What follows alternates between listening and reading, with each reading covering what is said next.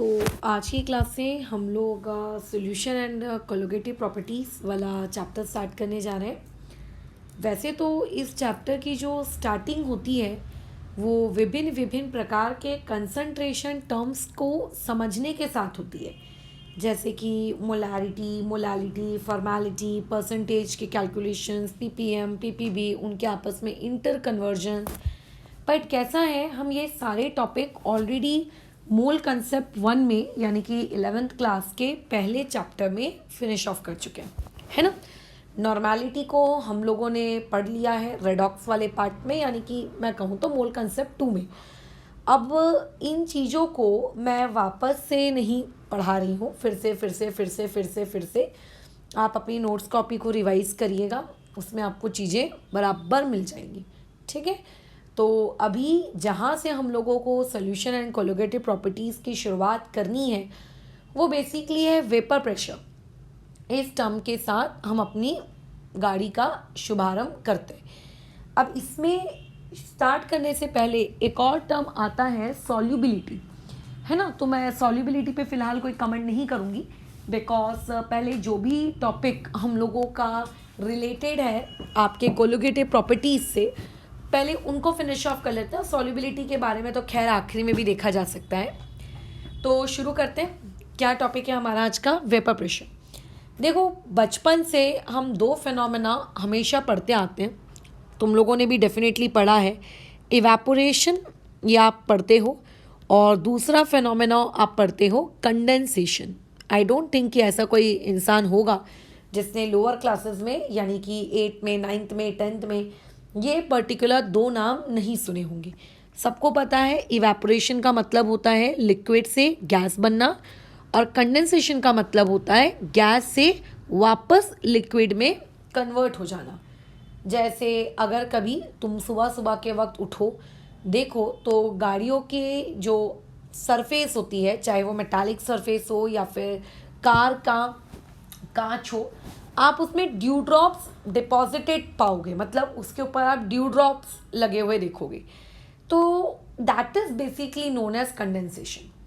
अगर आप घर में कोई खाना बनाते हो, खाना गरम गरम है और आप उसको प्लेट से ढक देते हो, फिर आफ्टर सम टाइम आप प्लेट उठाकर देखना, आपका क्या हो जाएगा, दैट प्लेट के आउटर सरफेस पे, मतलब इनर सरफेस पर जब उठा के उल्टा करके उसको देखोगे, आपको वाटर के ड्रॉपलेट्स दिखेंगे। That is basically a condensation, उसको हम लोग कंडेंसेशन कहते हैं। इवेपोरेशन के तो खैर बहुत सारे एग्जाम्पल हैं। कपड़ों का सूखना, basically when we wash our clothes और उसको हैंग करते हैं तो हमारे कपड़े सूख जाते हैं, that is an example of evaporation, and many more. So we are not at all discussing them in detail because we are not in standard 9th और 10th। तो अभी हम लोग आगे की बातचीत करते हैं। अब बातचीत करते हैं वेपर प्रेशर के बारे में। बट वेपर प्रेशर के बारे में बातचीत करने से पहले हमें कुछ और टर्म्स के बारे में भी बातचीत करनी है।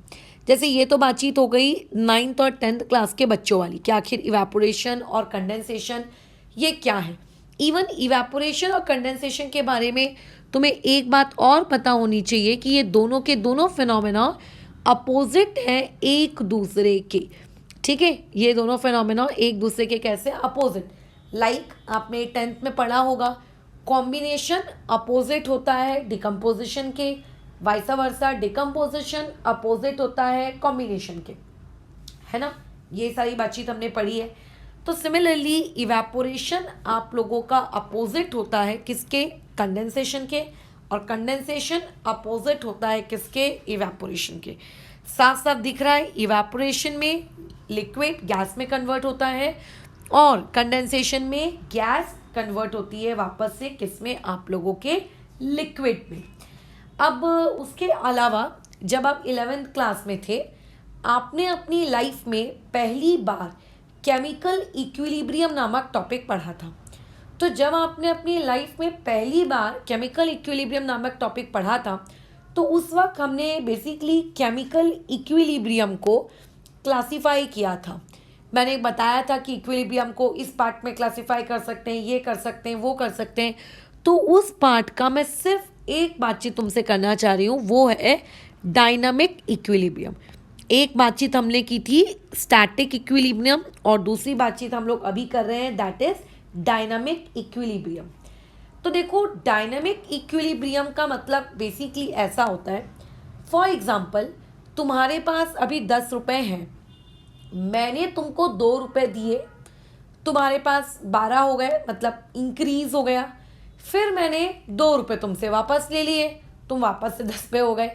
फिर मैंने तुमको 2 रुपये दिए, तुम फिर 12 हो गए। मैंने फिर तुमसे 2 रुपये ले लिए, तुम फिर 12 से 10 हो गए।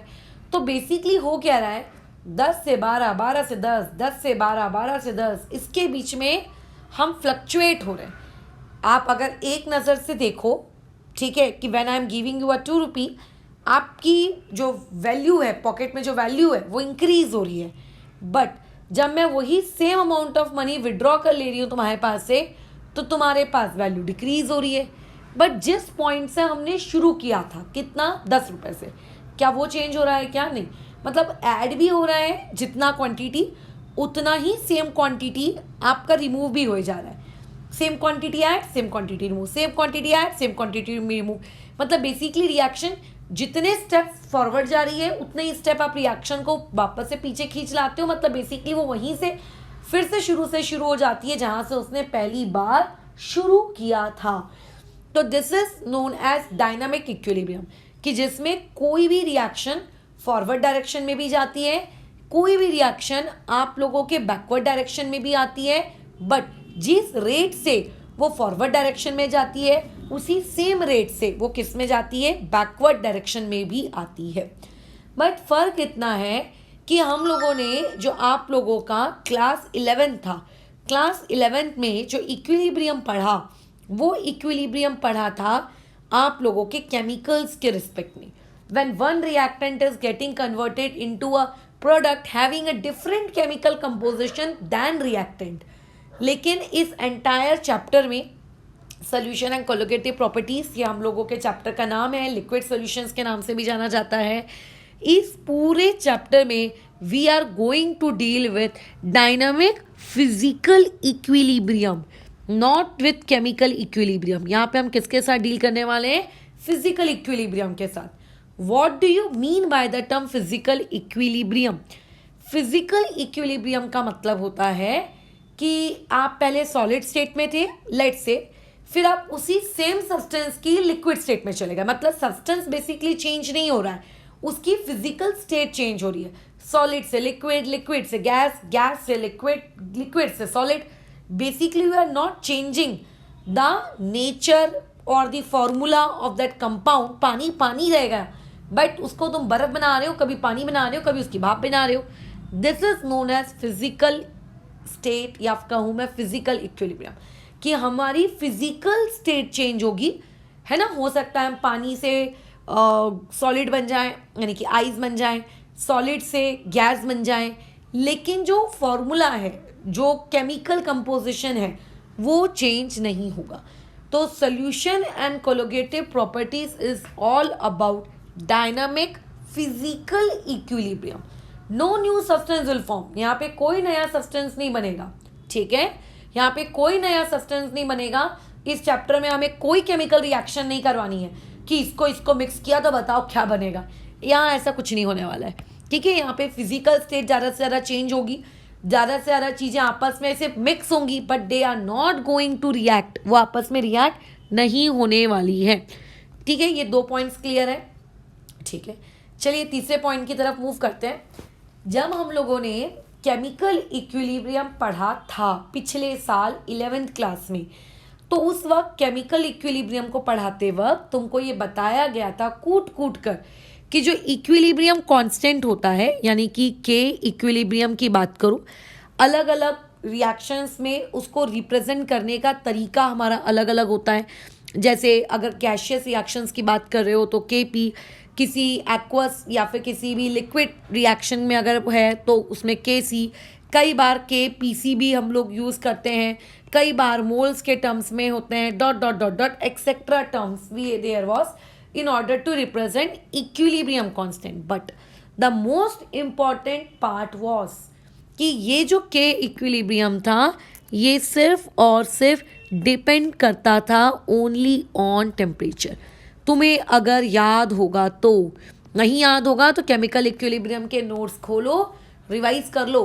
बल्कि जब मैंने टेस्ट लिया था केमिकल इक्विलिब्रियम का तो मैक्सिमम लोगों के सवाल इसी पॉइंट पे गलत हुए थे। मतलब आप प्रेशर कितना भी चेंज करो, के की जो वैल्यू होती है केपी की, केसी की, उसको कोई फर्क नहीं पड़ेगा। आप वॉल्यूम कितना भी बढ़ा लो, कितना भी घटा लो, उसको कोई फर्क नहीं पड़ेगा। ठीक है, वो सिर्फ और सिर्फ एक ही चीज़ से उसको फर्क पड़ता है, वो है टेम्परेचर। अगर आपने टेम्परेचर कांस्टेंट मेंटेन करके रखा है तो के इक्विलिब्रियम की जो वैल्यू है उसको कोई फर्क नहीं पड़ता।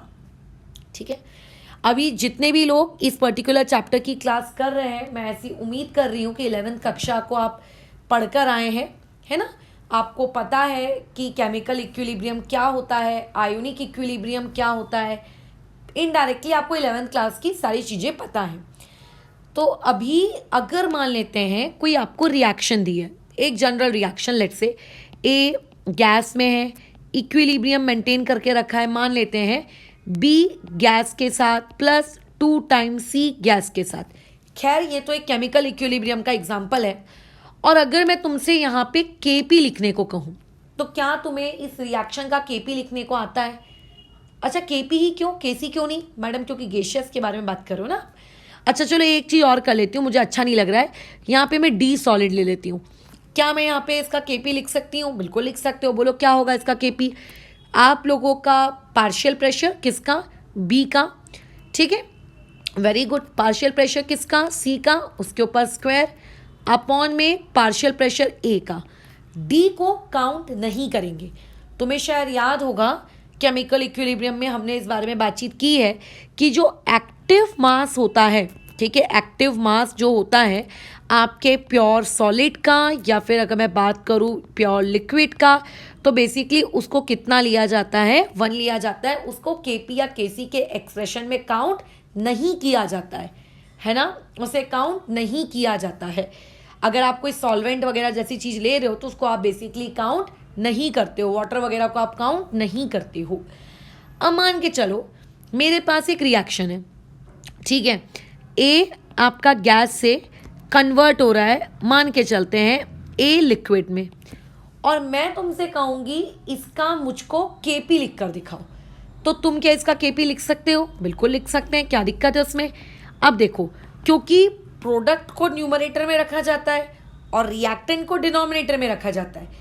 अब क्योंकि यहाँ पे जो प्रोडक्ट है वो तो लिक्विड है, and as we discuss above कि लिक्विड्स को तो आपको एक्टिव मासेस उनका 1 लेना है, तो ये तो 1 हो जाना है। अपॉन में बोलो क्या आ जाएगा आपका ए की, क्योंकि यहाँ कोई स्टोइक्योमेट्री नहीं है इसीलिए ये, ठीक है, वो गैस वाला। अगर ए के सामने 2 होता तो यहाँ पावर में भी 2 आ जाता। बाकी तो तुम सब जानते ही हो, ज्ञानी ही हो भैया, केमिकल इक्विलिब्रियम करके बैठे हो, आयोनिक इक्विलिब्रियम करके बैठे हो, तो इतना तो आता ही है तुमको, है ना। तो ये जो बातचीत अभी तुम्हारे और मेरे बीच में हुई, ये क्या है? ये एक बैक हिस्ट्री है, मतलब हमने जो पुरानी कक्षाओं में पढ़ा उसका ये छोटा सा समरी है। अब हम आते हैं अपनी आज की क्लास में, जिनमें हमको टर्म समझना है वेपर प्रेशर। ठीक है, 2 टर्म्स हम समझेंगे। एक का मतलब होगा पार्शियल प्रेशर और दूसरे का मतलब होगा आप लोगों का वेपर प्रेशर। ये 2 टर्म्स हम लोगों को आज की क्लास में समझना है। ठीक है, चलो बढ़ते हैं आगे। क्या है ये टर्म्स? मान के चलिए आपके पास कोई एक प्योर लिक्विड है। Why I am focusing on the word pure liquid है, यानी कि प्योर ग्लिसरीन, प्योर पानी, प्योर तेल, प्योर पेट्रोल, एनीथिंग जिसमें किसी भी प्रकार की कोई दूसरी चीज एडेड नहीं है। दूसरी चीज का मतलब, इसको कहेंगी ऐसा मत लेना कि मिट्टी, धूल, कंकड़, पत्थर, रेती, कोई दूसरा केमिकल।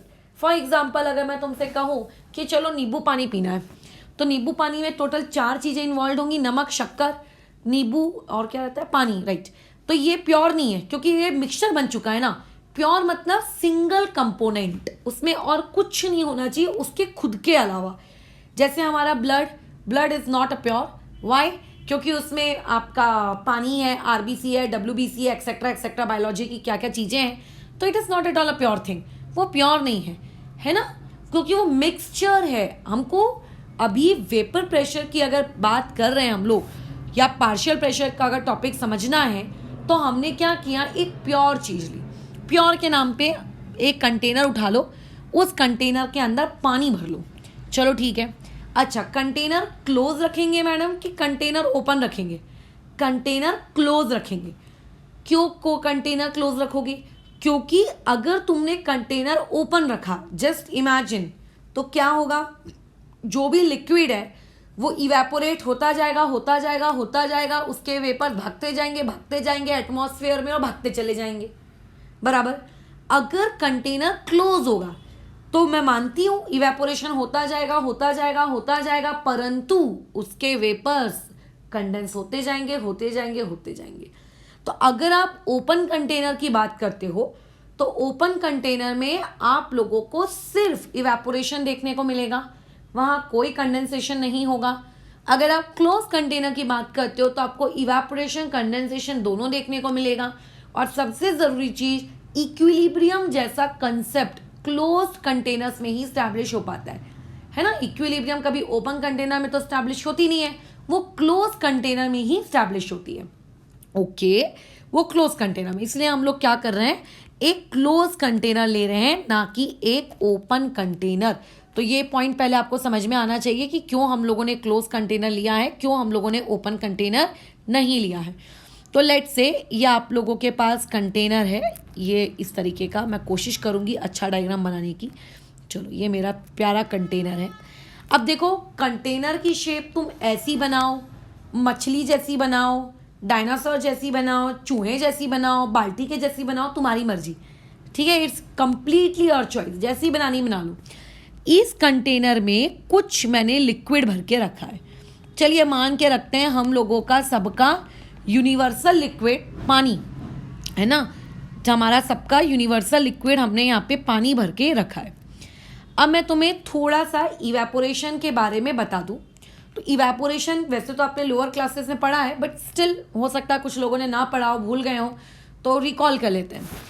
अब जैसे मैं बात कर रही हूँ इस पर्टिकुलर लिक्विड की, ये लिक्विड है, इस लिक्विड के अंदर लिक्विड के मॉलिक्यूल्स होंगे, आपने फिजिक्स में भी पढ़ी होगी आई थिंक, ये थ्योरी, इसको कौन सी तो थ्योरी कहते हैं, कोहेसिव एंड एडिसिव थ्योरी ऐसी कुछ होता है ना, आई थिंक फिजिक्स में आपने पढ़ा होगा। खैर, तो ये आप लोगों का एक लिक्विड है, इस लिक्विड के अंदर लिक्विड के पार्टिकल्स होंगे। मान लो एक लिक्विड का पार्टिकल यहाँ रहता है बल्क में, बल्क में रहने का मतलब कंप्लीटली सॉल्यूशन के अंदर, और एक लिक्विड का पार्टिकल रहता है सरफेस पर, एक लिक्विड का पार्टिकल रहता है सरफेस पर। You have two liquid particles, एक लिक्विड पार्टिकल रहता है बल्क में, बल्क का मतलब होता है इनसाइड, ठीक है, कंप्लीटली इनसाइड, और एक होता है आप लोगों का कहाँ पे, सरफेस पर। अब देखिए, जो लिक्विड का पार्टिकल बल्क में रहता है, ठीक है, उसके ऊपर हर डायरेक्शन से इक्वल अमाउंट की फोर्स लगती है, हर डायरेक्शन से उसके ऊपर क्या लगती है, इक्वल अमाउंट की फोर्स लगती है। यानी कि बल्क में रहने वाले पार्टिकल के ऊपर जो म्यू नेट होता है, नॉट म्यू नेट, जो नेट फोर्स अप्लाई होती है, नेट फोर्स, क्योंकि हर डायरेक्शन से इक्वल लग रही है, तो बेसिकली इक्वल एंड अपोजिट में तो फिर जीरो ही आना है, तो नेट फोर्स वहाँ पे उसकी कितनी होती है, जीरो हो जाती है। वो बेसिकली पार्टिकल कहीं मूव नहीं करता, वो पार्टिकल जहाँ है वो वहीं रहना पसंद करता है। लेकिन अगर मान लेते हैं कोई पार्टिकल आप लोगों के सरफेस पे रहता है, तो सरफेस पे रहने वाले पार्टिकल को जो फोर्स एक्सपीरियंस होता है, वो फोर्स सिर्फ कहाँ से एक्सपीरियंस होता है, डाउनवर्ड डायरेक्शन से एक्सपीरियंस होता है, नीचे की तरफ। मतलब नीचे जो पानी के मॉलिक्यूल्स हैं, वही पानी के मॉलिक्यूल्स उस पर्टिकुलर सरफेस पे रहने वाले पार्टिकल पे क्या कर रहे हैं, फोर्स लगा रहे हैं। ऊपर तो खैर हवा है, वो वहाँ से उनके तरफ से उसको किसी भी प्रकार की कोई भी फोर्स या एक्सपीरियंस फील नहीं हो रहा है ना, किसी भी प्रकार का कोई भी फोर्स या कुछ भी उसको वहाँ से फील नहीं हो रहा है। क्या ये बात समझ में आ रही है? तो बल्क में रहने वाले जो पार्टिकल्स हैं, उन लोगों को फ़ायदा क्या है, सारे डायरेक्शन से, है ना, सर्व मतलब सब तरीके से, सब जगह से उनको इक्वल फोर्स मिलती है, जिसकी वजह से वो अपने काफ़ी स्टेबल होते हैं, और वो जहाँ हैं वो वैसे ही बेसिकली रहना पसंद भी करते हैं। लेकिन जो पार्टिकल सरफेस पे होता है, उस पर अनबैलेंस्ड फोर्सेस एक्ट करती हैं, है ना, उस पर कैसी फोर्सेस एक्ट करती हैं, अनबैलेंस्ड फोर्सेस एक्ट करती हैं। और ड्यू टू अनबैलेंस्ड फोर्सेस, इस पे क्या कर रही हैं बोलो, अनबैलेंस्ड फोर्सेस एक्ट कर रही हैं। तो इसका मतलब ये कंप्लीटली स्टेबल तो नहीं है ना, कंप्लीटली स्टेबल तो नहीं है। अब खैर होता ऐसा है कि जो पार्टिकल सरफेस पे रहता है उस पर सिर्फ अनबैलेंस्ड फोर्सेस एक्ट नहीं करती, अनबैलेंस्ड फोर्सेस के अलावा उस सरफेस पे रहने वाले पार्टिकल की जो एवरेज काइनेटिक एनर्जी होती है वो ज़्यादा होती है as compare to the those particles living in the bulk. ठीक है, कायदे से तो सबकी काइनेटिक एनर्जी सेम होनी चाहिए, बट जो पार्टिकल सरफेस पे रहता है, सरफेस पे रहने वाले पार्टिकल की एवरेज काइनेटिक एनर्जी, ठीक है, सरफेस पे रहने वाले पार्टिकल की ज़्यादा होती है as compare to the average kinetic energy of those particles living inside the आपका liquid solution, living inside the bulk. अगर उसकी काइनेटिक एनर्जी ज़्यादा है, काइनेटिक एनर्जी मतलब बेसिकली मैं स्पीड के टर्म से बातचीत कर रही हूँ, अगर उसकी काइनेटिक एनर्जी ज़्यादा है तो उसकी जो टेंडेंसी होगी क्या करने की, एस्केप करने की। एस्केप करने की मतलब अपनी जगह को छोड़कर भागने की। देखो दो दिक्कतें हैं, एक तो अनबैलेंस्ड फोर्सेस एक्ट कर रही हैं, ऊपर से वो भी लेस अमाउंट में एक्ट कर रही हैं, क्योंकि जो पार्टिकल नीचे रह रहा है उसको तो हर तरह से फोर्सेस का सामना करना पड़ रहा है, और जो पार्टिकल टॉप सरफेस पे रह रहा है उसको हर तरह से फोर्सेस का सामना नहीं करना पड़ रहा है, उसको सिर्फ एक ही डायरेक्शन से फोर्सेस मिल रही है, दूसरे डायरेक्शन से उसको किसी भी प्रकार का कोई भी अट्रैक्शन, फोर्स ऑफ अट्रैक्शन नहीं मिल रहा। यानी कि सरफेस पे रहने वाले पार्टिकल को दो चीजें होती हैं, पहला एक तो वहां पे फोर्स ऑफ अट्रैक्शन, वो भी एक तो लेस होता है, और दूसरा एक तो उन लोगों की काइनेटिक एनर्जी भी ज्यादा होती है।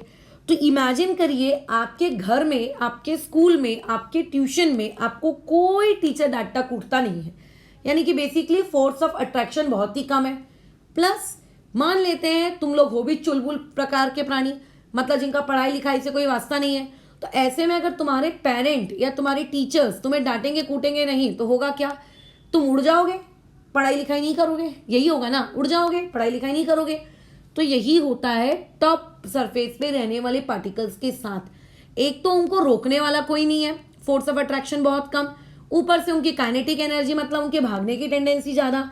तो ऐसे केस में जो पार्टिकल सरफेस पे रहता है उसकी एस्केप करने की टेंडेंसी, एस्केप करने की टेंडेंसी का मतलब लिक्विड से वेपर फॉर्म में जाने की टेंडेंसी, बोलिए कैसी रहती है, हाई होती है।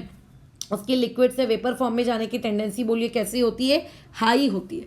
So this is basically known as evaporation. ठीक है, ये जो पूरा फिनोमेना हुआ कि अगर टॉप सरफेस पे रहने वाले पार्टिकल्स जिन पे लेस फोर्स ऑफ अट्रैक्शन है, हाई काइनेटिक एनर्जी है, वो पार्टिकल्स यदि सरफेस को छोड़कर वेपर बना लें, मतलब ऊपर चले जाएं, ठीक है, ऊपर चले जाएं, ऐसे वेपर्स के फॉर्म में ऊपर अगर चले जाएं, this phenomena is basically known as evaporation.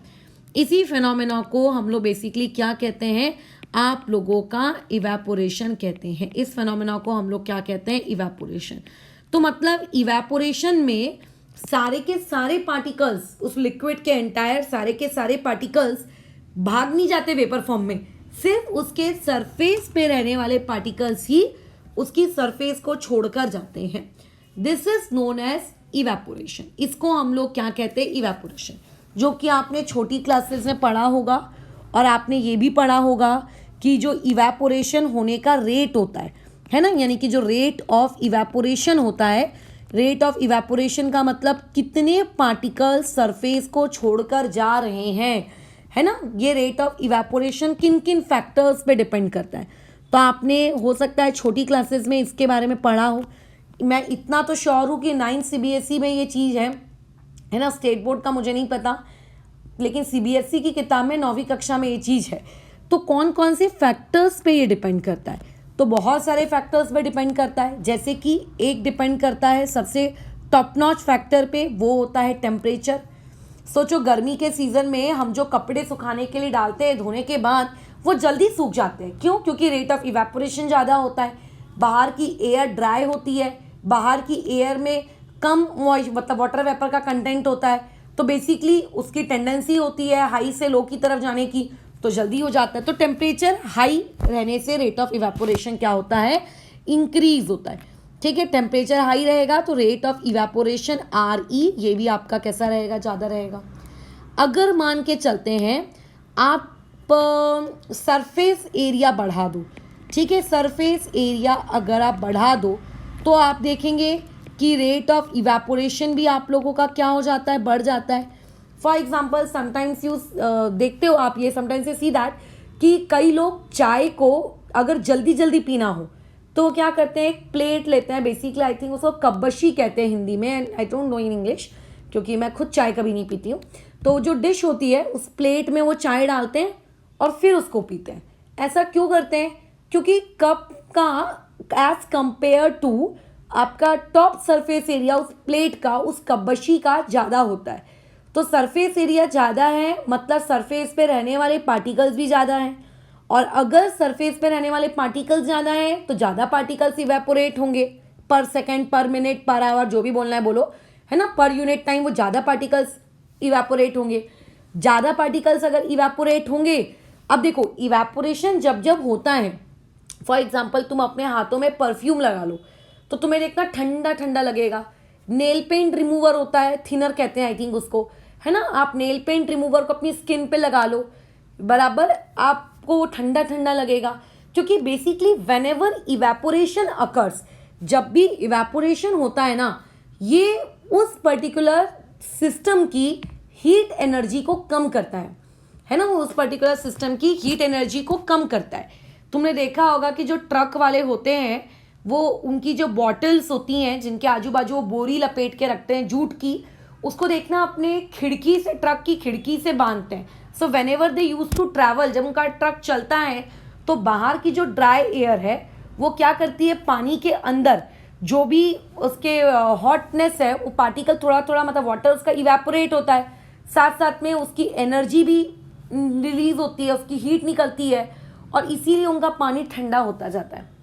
हमें लगता है कि यार बाहर रखेंगे तो गर्म हो जाएगा धूप में, नहीं, बल्कि और ठंडा हो जाता है पानी, क्योंकि बाहर का हाई टेम्परेचर की वजह से इवेपोरेशन ज़्यादा होता है। इवेपोरेशन ज़्यादा होने की वजह से जो उस जिस जगह से इवेपोरेशन हो रहा है, इवेपोरेशन होने के साथ साथ वहाँ की हीट बाहर आती है, और जो हीट बाहर आती है ना वो ऑटोमेटिकली बोलो क्या कर देती है, वो उस चीज़ को ठंडा कर देती है। तो सरफेस एरिया अगर ज़्यादा होगा तो रेट ऑफ इवेपोरेशन भी ज़्यादा होगा।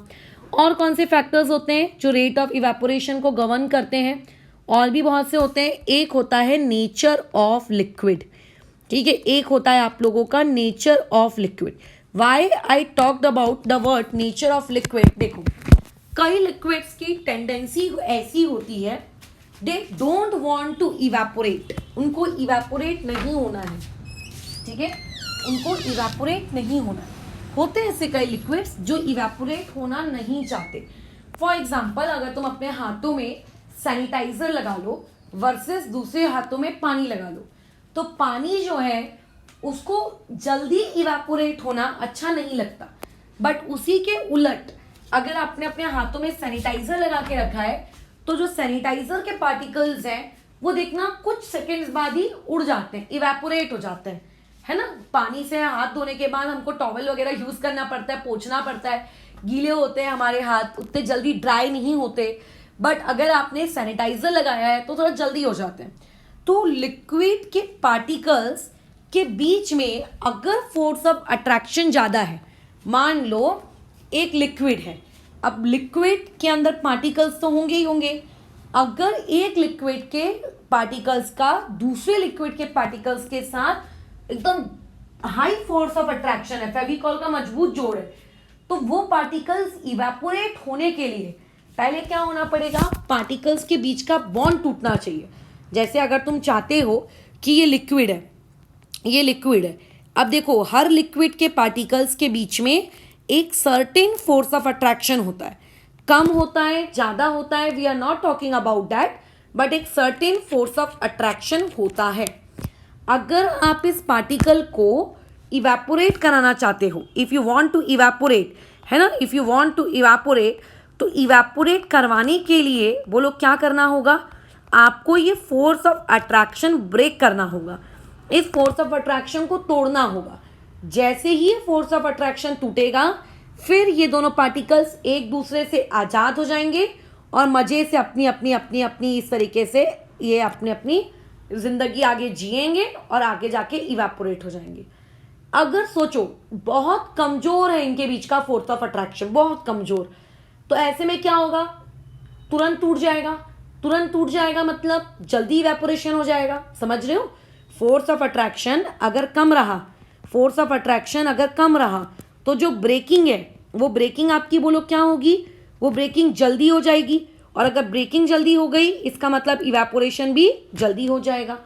तो लिक्विड पे भी डिपेंड करता है कि लिक्विड खुद को इवेपोरेट करवाना चाह रहा है कि नहीं चाह रहा है ना। उसके पार्टिकल्स के बीच में फोर्स ऑफ अट्रैक्शन कितना है इस बात पे भी डिपेंड करता है। जैसे कि पेट्रोल कितने जल्दी इवेपोरेट हो जाता है, राइट, और हम लोगों का पानी उसके कंपेयर में इवेपोरेट होता है क्या, जल्दी होता है, बट पेट्रोल के कंपेयर में उसकी इवेपोरेट होने की स्पीड या मैं कहूँ टेंडेंसी वो क्या है, कम है। क्यों? क्योंकि पेट्रोल के पार्टिकल्स जो होते हैं वो नॉन पोलर होते हैं, उनके बीच में वैंडरवॉल अट्रैक्शन के अलावा और कुछ नहीं होता। बट पानी के जो पार्टिकल्स होते हैं वो पोलर होते हैं, उनके बीच में वैंडरवॉल अट्रैक्शन के अलावा dipole dipole plus hydrogen bonding भी होती है। मतलब तीन प्रकार की फोर्स ऑफ अट्रैक्शन से वो जुड़ा हुआ रहता है। तीन प्रकार के फोर्स ऑफ अट्रैक्शन। सोचो, मतलब एक पानी का पार्टिकल और दूसरे पानी के पार्टिकल्स के बीच में तीन प्रकार के फोर्स ऑफ अट्रैक्शन है, और पेट्रोल के पार्टिकल्स के बीच में मात्र एक प्रकार का फोर्स ऑफ अट्रैक्शन है, वो भी कमजोर। तो इसीलिए वो जल्दी टूट जाता है और वो जल्दी इवेपोरेट हो जाता है। तो depend nature of liquid, nature of liquid यानी कि force of attraction between the particles of liquid. ठीक है, जो पार्टिकल्स है उस लिक्विड के उसके बीच में जो फोर्स ऑफ अट्रैक्शन है उस पर भी डिपेंड करता है रेट ऑफ इवेपोरेशन। अगर फोर्स ऑफ अट्रैक्शन ज़्यादा होगा तो कॉमन सेंस है कि इवेपोरेशन का जो रेट है वो आप लोगों का कम हो जाएगा, पार्टिकल ठीक से इवेपोरेट नहीं हो पाएगा। क्या ये पॉइंट समझ में आ रहा है? पार्टिकल ठीक से इवेपोरेट नहीं हो पाएगा। So these are some of the factors. अच्छा, एक फैक्टर और है, उस पर भी बात कर लेते हैं। खैर उसका इस चैप्टर से ज़्यादा कुछ लेना देना है नहीं, वो है humidity. Everybody know what do you mean by the humidity, the term humidity. अगर किसी को नहीं पता कि ह्यूमिडिटी का मतलब क्या होता है, प्लीज़ डू गूगल सर्च। ठीक है, क्लास 8, क्लास 9, क्लास 10 में पढ़ा होगा, नहीं तो क्लास कभी तो पढ़ा होगा यार ह्यूमिडिटी के बारे में। Humidity means the water vapours present in the air. ठीक है, कितने वाटर वेपर्स आपके एयर में प्रेजेंट है। हम कहते हैं यार आज बहुत ह्यूमिडिटी है, इसका मतलब क्या, हमारे एटमॉस्फेयर में बहुत ज़्यादा वाटर वेपर्स होते हैं, माहौल ठंडा ठंडा लगता है, मस्त एकदम सुहाना सुहाना, बारिश के बाद का लॉन्ग ड्राइव वाला। एग्जैक्टली ठीक है, ह्यूमिडिटी बहुत ज़्यादा है, चिप चिप को बहुत है। क्यों हमें ह्यूमिडिटी अच्छी नहीं लगती, क्यों हमें चिप चिप चिप चिप करने पे गंदा गंदा लगता है? वो इसीलिए हमें गंदा गंदा लगता है क्योंकि हमें अच्छा कब लगता है, जब हमारी बॉडी का पसीना इवेपोरेट हो जाए, तभी हमें अच्छा लगता है ना।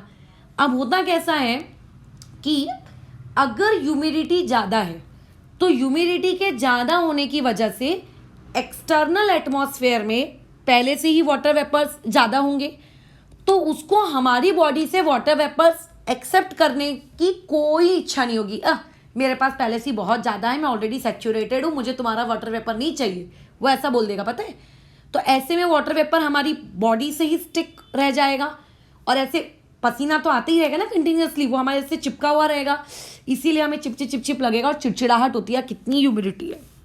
लेकिन इससे क्या समझ में आया कि अगर ह्यूमिडिटी हाई है तो ह्यूमिडिटी के हाई होने की वजह से जो रेट ऑफ इवेपोरेशन होता है वो कैसा हो जाता है, कम। क्योंकि ह्यूमिडिटी का मतलब होता है कंटेंट कह रही हूँ, अमाउंट ऑफ वाटर वेपर्स, कितने वाटर वेपर्स ऑलरेडी हैं एटमॉस्फेयर में। अगर एटमॉस्फेयर में पहले से ज़्यादा वाटर वेपर्स हैं तो वो और वाटर वेपर्स को नहीं लेगा। देखना, बारिश के सीज़न में कपड़े या ठंडी के सीज़न में कपड़े अगर बाहर सुखाने को डालो ठंडी के सीज़न में तो कपड़े जल्दी सूखते नहीं हैं। क्यों नहीं सूखते हैं? क्योंकि पानी, कपड़ों के अंदर जो पानी है उनको बेसिकली इवेपोरेट होके हवा में जाना चाहिए था, बट हवा के पास पहले से ही बहुत सारे वाटर वेपर्स हैं तो वो हमारे कपड़ों के वाटर वेपर्स लेना नहीं चाहती, हाँ मेरे को नहीं चाहिए, ऐसा बोल देती है। तो these are some of the factors on which the rate of evaporation depends. ठीक है, चलिए आगे कंटिन्यू करते हैं। खैर मेरा टॉपिक तो आज वेपर प्रेशर और पार्शियल प्रेशर था। थोड़ा सा क्लास 9th का हम लोगों ने रिवीजन कर लिया, मे बी किसी पॉइंट पर हम लोगों को ये चीज़ ज़रूरत पड़ जाए। चलो आगे कंटिन्यू करते हैं। अब जैसे कि मान लेते हैं आपके पास कंटेनर है, इस कंटेनर को आपने एक लिक्विड से भर दिया, ये इसके अंदर लिक्विड है। अब आपने इस कंटेनर को क्लोज रखना है, इतना तो अक्ल आई गई होगी अभी तक, नहीं तो फिर काम कैसे चलेगा भाई। कंटेनर को आपने क्लोज रख दिया है।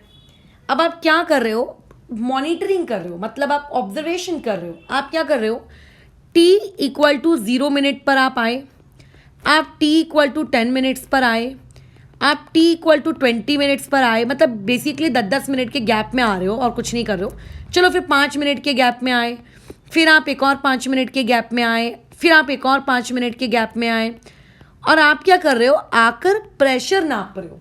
कैसे नापते हैं मैडम प्रेशर, हे भगवान, मैनोमीटर है, प्रेशर गेज है, बहुत सारी टेक्निक्स हैं, हमें उसमें नहीं जाना है। तो जब आप t = 0 पर आए, what do you mean by that term t = 0? देखो t = 0 का मतलब होता है केमिकल इक्विलिब्रियम में, तो खैर इस चीज़ को मैंने बताया है बट फिर से एक बार रिपीट कर देती हूँ। t = 0 का मतलब होता है एक ऐसा टाइम इंटरवल जहाँ पर आपकी कोई भी रिएक्शन जस्ट शुरू हुई है ना। मान लेते हैं तुम लोगों के दिमाग में आज ख्याल आया कि आज से चलो अपन लोग हमारे एग्ज़ाम की तैयारी करना शुरू करते हैं। तो अगर तुम आज से एग्ज़ाम की तैयारी करना शुरू करोगे तो तुम्हारे लिए t = 0 आज हो जाएगा। मान लेते हैं कोई दूसरा पर्सन कल से एग्ज़ाम की तैयारी करना शुरू करता है, तो उसके लिए t = 0 उसका कल हो जाएगा। तो basically t = 0 is a situation जहाँ पे आप बेसिकली काम करना जिस पॉइंट से आप शुरू करते हो, जहाँ पे आपकी केमिकल रिएक्शन होना जस्ट शुरू होती है। तो खैर हम लोग इवेपोरेशन की स्टडी कर रहे हैं। जब जब इवेपोरेशन होगा, ये तो मानते हो कि वेपर्स क्रिएट होंगे, ठीक है। जब जब इवेपोरेशन होगा हम ये तो मानते हैं कि वेपर्स क्रिएट होंगे, ऊपर क्रिएट हो रहे होंगे, उनका हमने प्रेशर ढूंढने के बारे में सोचा। तो जब t = 0 पे तो देखो पूरी तरीके से रिएक्टेंट ही है, यानी कि ये वो समय है जहाँ पर आप लोगों के पास सिर्फ और सिर्फ लिक्विड है, वहाँ पे किसी भी प्रकार के कोई वेपर्स नहीं है। क्यों नहीं है, क्योंकि रिएक्शन जस्ट अभी अभी तो शुरू हुई है, reaction in the sense conversion, ठीक है। यहाँ पे कोई भी केमिकल रिएक्शन नहीं होने वाली है, बट फिर भी बार बार मुंह से मेरे रिएक्शन ही निकलेगा। अच्छा, तो ऐसे केस में जब वेपर्स ही नहीं है तो उस वक्त हमने अगर गए मॉनिटरिंग करने, हम चेक करने गए कि वहाँ पे उस वक्त कितना प्रेशर है, तो हमने देखा कि उस वक्त 0 atm प्रेशर है। atm is a unit to measure pressure. t = 10 minutes पे हमने देखा कि कुछ 60 atm प्रेशर है, बल्कि atm बहुत ज़्यादा हो गया भैया, 60 atm ये सिर्फ और सिर्फ एक इमेजिनेशन है, ठीक है। Otherwise 60 atm is a very large value. t = अच्छा एक काम करो, रुको यार, atm अच्छा नहीं लग रहा है ऐसा बोलने में मुझको, इसको मैं टॉर बोल देती हूँ, ठीक है। चलो ठीक है। अच्छा, अब उसके बाद क्या हो जाता है, 20 मिनट्स पे मैं देखती हूँ कि आपका जो प्रेशर है वो मान लेते हैं 190 टॉर हो गया। उसके बाद 25 मिनट्स पे देखते हैं कि 270 टॉर हो गया। उसके बाद 30 मिनट्स पे देखते हैं 290 टॉर हो गया। फिर देखते हैं फिर 290 टॉर हो गया। इसका मतलब, और उसके बाद भी चलो जाके देख लो, फिर भी आप देखते हो तो 290 टॉर का 290 टॉर ही है। यानी कि स्टार्टिंग में आपका जो ये एक सर्टेन वैल्यू तक आपका जो वेपर्स के द्वारा जो प्रेशर एग्जर्ट हो रहा था वो इंक्रीज हो रहा था, और एक सर्टेन वैल्यू के बाद ये क्या हो गया है, आप लोगों का कांस्टेंट हो चुका है। तो इसका मतलब ये कि एक सर्टेन वैल्यू पे जाकर वो जो वेपर्स के द्वारा लगने वाला जो प्रेशर होता है वो कांस्टेंट हो जाता है ना, वो कांस्टेंट हो जाता है। तो जो बेसिकली मैथ्स के टर्म्स में अगर मैं बात करूं तो वो जो कांस्टेंट वैल्यू होती है उसी को हम लोग कहते हैं vapour pressure of that liquid, है ना, उसी को हम लोग क्या कहते हैं, वेपर प्रेशर। और जब वो अलग अलग समय पर अलग अलग वैल्यूज़ दे रहा था तब उसको बेसिकली हम लोग क्या कहते हैं, पार्शियल प्रेशर। तो ये मीनिंग होता है पार्शियल प्रेशर का और ये मीनिंग होता है वेपर प्रेशर का। अब थोड़ा सा इसको केमिस्ट्री के टर्म्स में समझ लेते हैं। होता ये है कि समय के साथ साथ धीरे धीरे इवेपोरेशन बढ़ता जाता है ना। मतलब सरफेस के पार्टिकल्स उसको छोड़ छोड़कर ऊपर गैस में कन्वर्ट हुए जा रहे हैं। फिर इसका मतलब मैं ये कह सकती हूँ कि इवेपोरेशन बढ़ रहा है। बट क्या होता है, इवेपोरेशन के साथ साथ साइमल्टेनियसली आप लोगों का कंडेंसेशन भी होना शुरू हो जाता है। मतलब जैसे जैसे पार्टिकल्स ऊपर जाते हैं, वो ऊपर जाने वाले पार्टिकल्स खुद को कंडेंस करना शुरू करते हैं, है ना। वहाँ के आपके वॉल की सरफेस के साथ, ऊपर कंटेनर के जो ढक्कन है उसकी सरफेस के साथ वो कंडेंस करना शुरू करते हैं। यानी कि आफ्टर सम टाइम टी आप ये देखते हो कि सिर्फ वहाँ पे इवेपोरेशन नहीं हो रहा है, वहाँ पे इवेपोरेशन प्लस कंडेंसेशन होता है। तो कुछ पार्टिकल्स धीरे धीरे कंडेंस हो रहे हैं। मान के चलते हैं कि शुरुआती समय पर बहुत सारे पार्टिकल्स इवेपोरेट हो रहे थे, तो उसके कंपेयर में जो कंडेंस होने वाले पार्टिकल्स होते हैं ना, वो थोड़े कम होते हैं, है ना। कंडेंस होने वाले पार्टिकल्स थोड़े कम होते हैं। लेकिन कैसा है, जैसा कि मैंने तुमको बताया कि इवेपोरेशन तो एक समय के बाद जाकर कांस्टेंट हो जाता है, वो अपनी मैक्सिमम वैल्यू को अटेन कर लेता है, और मैक्सिमम वैल्यू को अटेन करने के बाद वो फर्दर खुद को और इंक्रीज नहीं करता।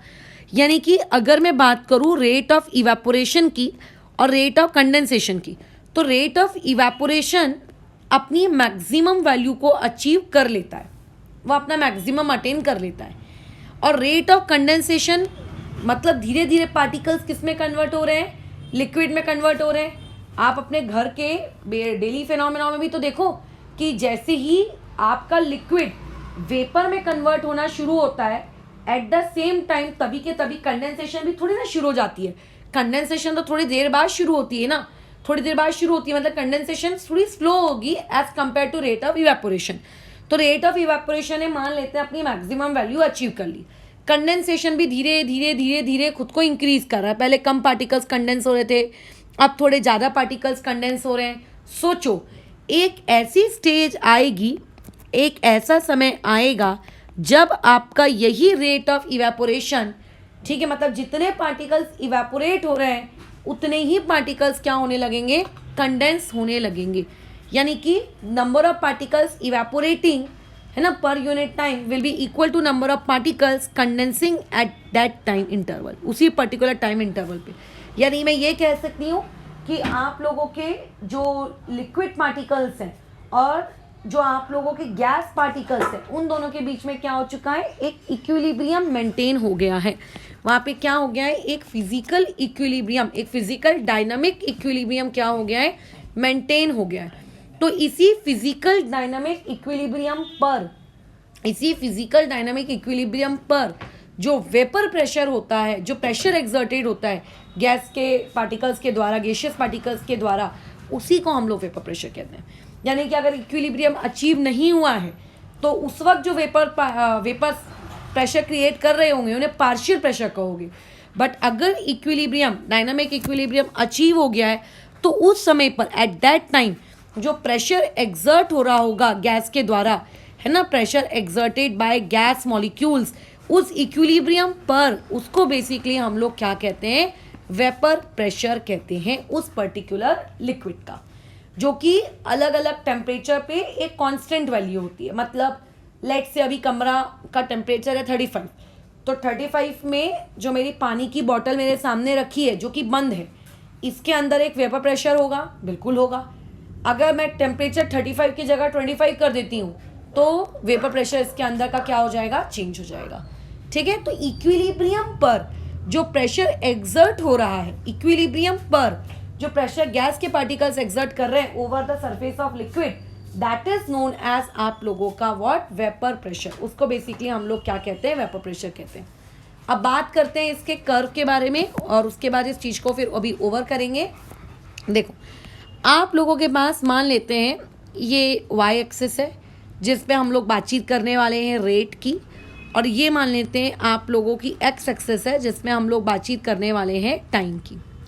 तो जैसा कि मैंने बताया, समय के साथ साथ वेपर्स की जो क्वांटिटी है वो तो इंक्रीज होगी ही होगी, नंबर ऑफ वेपर्स बढ़ेंगे, बट एक समय ऐसा भी आएगा जब आप लोगों के जो वेपराइजेशन है वो आप लोगों की क्या हो जाएगी, कांस्टेंट हो जाएगी। ठीक है, वहां पे वो वेपराइजेशन क्या हो जाएगी, आप लोगों की कांस्टेंट हो जाएगी। तो मान लेते हैं रेट ऑफ इवेपोरेशन अपनी कांस्टेंट वैल्यू को अचीव कर चुका है।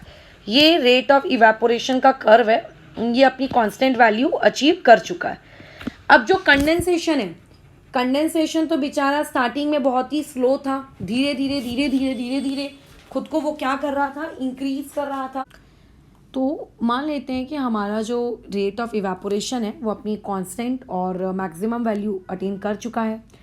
अब जो कंडेंसेशन है बेचारा वो तो अपना धीरे धीरे धीरे धीरे इंक्रीज हो रहा है। तो ये इस तरीके से देखो इंक्रीज हो रहा है। अब ये वो पॉइंट है, ये वाला जो पॉइंट दिख रहा है जहाँ पे आपके ये दोनों कर्व आकर एक दूसरे से मिल चुके हैं, ये बेसिकली वो पॉइंट है जो किसको इंडिकेट करता है, इक्विलिब्रियम को। ठीक है, ये वो पॉइंट है जहाँ पे आपका देखो रेट ऑफ इक्विलिब्रियम और आपका जो रेट ऑफ कंडेंसेशन है ये दोनों आपस में क्या हो चुके हैं, आपस में इक्वल हो चुके हैं। तो ये पॉइंट किसको इंडिकेट करता है, आपके इक्विलिब्रियम वाले पॉइंट को। ठीक है, बस यही कहानी थी तुम्हारे वेपर प्रेशर के और पार्शियल प्रेशर के बारे में, तो जिस पे हमने पूरी बातचीत कर ली। अब आगे हम लोग नेक्स्ट टॉपिक पढ़ेंगे आप लोगों का वेपर प्रेशर ऑफ सोल्यूशन। ठीक है, vapour pressure of solution, but फिलहाल इसको यहाँ पे रोकते हैं।